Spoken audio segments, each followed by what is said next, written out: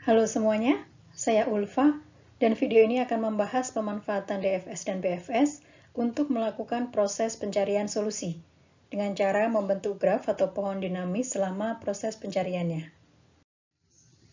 Secara umum, tahapan proses penyelesaian persoalan adalah sebagai berikut.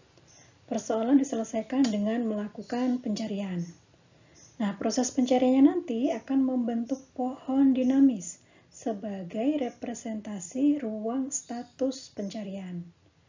Jika pada saat pemeriksaan suatu simpul yang sudah dibangkitkan pada pohon, ternyata simpul tersebut sama dengan tujuan atau goal yang dicari, maka pencarian bisa dihentikan. Jika yang diinginkan adalah memunculkan semua kemungkinan solusi, maka pencarian dapat dilanjutkan hingga tidak ada lagi solusi yang bisa dibangkitkan. Nah, solusi dari persoalannya adalah jalur atau path dari akar pohon hingga daun yang berupa simpul tujuan tadi. Pohon dinamis yang dibentuk selama proses pencarian solusi merepresentasikan ruang status pencarian, di mana simpul adalah status atau kondisi di suatu tahapan penyelesaian persoalan, akar merepresentasikan status awal atau initial state, dan daun merepresentasikan status solusi atau goal state. Cabang pada pohon adalah operator atau aksi atau langkah yang mungkin dilakukan dari suatu keadaan atau state. Ruang status pencarian adalah himpunan semua simpul pada pohon, dan ruang solusi adalah himpunan dari status solusi. Nanti pada saat kita sudah memperlihatkan ilustrasi penyelesaian persoalan dengan memanfaatkan DFS atau BFS, terkadang daun itu bukan merupakan solusi, tapi karena memang sudah tidak ada lagi aksi yang bisa dilakukan dari state tersebut. Untuk ilustrasi yang pertama, mari kita lihat persoalan permutasi 3 karakter, yaitu A, B, dan C. Akarnya adalah status kosong, dalam arti belum ada karakter yang ditambahkan untuk membentuk permutasi dari 3 karakter tadi. Simpulnya adalah suatu kondisi atau status dari persoalan dengan pencabangannya. Pencabangan di sini adalah operator atau langkah yang mungkin dilakukan pada suatu state. Operatornya adalah add x, yaitu menambahkan sebuah karakter. Simpul daun merepresentasikan status atau keadaan solusi, di mana ketiga karakter sudah ditambahkan untuk membentuk permutasi dari 3 karakter. Nah, kebetulan untuk ilustrasi yang ini, semua simpul daun adalah simpul solusi. Sedangkan ruang solusi adalah himpunan semua status solusi, atau bisa juga dinyatakan sebagai himpunan dari simpul daun. Jadi, solusi dari persoalan ini adalah jalur dari akar ke simpul daun yang merepresentasikan rangkaian atau sequence operator atau aksi untuk membentuk permutasi dari 3 karakter. Nah, keseluruhan pohon inilah yang disebut sebagai pohon ruang status. Mari kita lihat penerapan BFS untuk penyelesaian persoalan dengan membentuk pohon ruang status pencarian solusi. Pertama, inisialisasi pohon dengan status awal sebagai akar. Kemudian, bangkitkan semua simpul pada level D sebelum simpul-simpul pada level D plus 1. Semua simpul pada suatu level dibangkitkan karena pada level sebelumnya belum ditemukan solusi dari persoalan yang akan diselesaikan. Setelah semua simpul pada suatu level D dibangkitkan, diperiksa satu persatu adakah yang sudah membentuk atau sampai pada simpul solusi. Jika sudah ada dan tidak ingin dicari kemungkinan solusi lain, maka level berikutnya tidak dibangkitkan. Namun jika belum sampai pada solusi dan masih ingin mencari kemungkinan solusi lain, maka simpul-simpul pada level kedalaman berikutnya juga ikut diperiksa. Sekarang kita lihat ilustrasi pembentukan pohon ruang status secara BFS untuk persoalan permutasi 3 karakter. Inisialisasi dengan akar yang berupa status kosong, dalam arti belum ada operator atau aksi apapun yang dilakukan. Nah, ini pasti belum goal ya. Lalu bangkitkan simpul-simpul pada kedalaman 1 dengan aksi yang bersesuaian pada simpul akar. Ada 3 aksi yang mungkin, sehingga ada 3 pencabangan dari S0, yaitu menambahkan karakter A akan mengubah state menjadi A, menambahkan karakter B akan mengubah status persoalan menjadi B, atau menambahkan karakter C yang akan membuat status berubah menjadi C.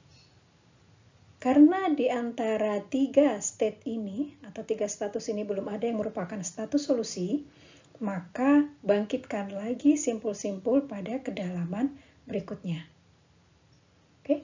Nah, sekarang misalnya pada simpul A, state S1. Hanya ada 2 kemungkinan aksi yang bisa dilakukan di sana, yaitu menambahkan karakter B atau menambahkan karakter C. Sehingga terdapat 2 pencabangan pada simpul A yang menghasilkan state S4 dan state S5. Hal yang sama juga dilakukan untuk simpul B dan simpul C, yang masing-masing juga menghasilkan 2 pencabangan. Ya, ada 2 kemungkinan solusi.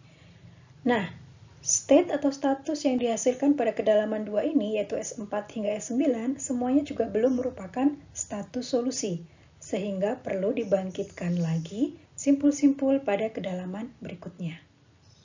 Nah, pada simpul-simpul kedalaman berikutnya merupakan status solusi atau status goal, yaitu S10 hingga S15.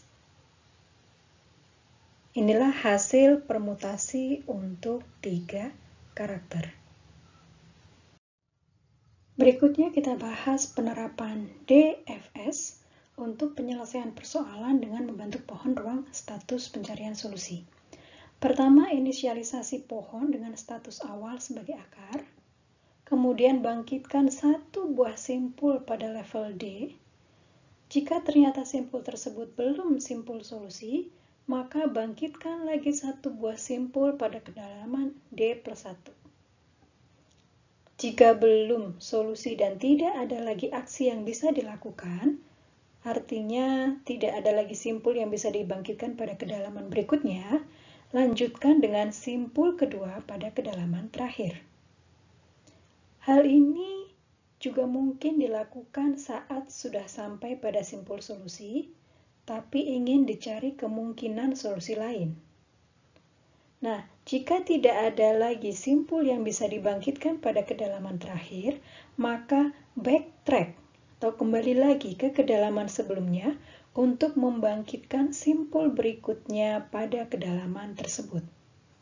Dan kemudian dicoba lagi untuk membangkitkan simpul pada kedalaman berikutnya, hingga ditemukan suatu simpul solusi. Mari kita lihat ilustrasi penerapan DFS untuk persoalan permutasi 3 karakter. Pertama, inisialisasi pohon dengan status kosong, belum ada aksi yang dilakukan. Untuk pencarian dengan DFS, yaitu pencarian mendalam, kita pilih 1 aksi dulu untuk menghasilkan simpul state berikutnya, yaitu S1. Karena belum ada solusi, atau belum mencapai solusi ini ya, maka bangkitkan lagi simpul berikutnya dengan menerapkan aksi yang baru, yaitu dengan menambahkan B.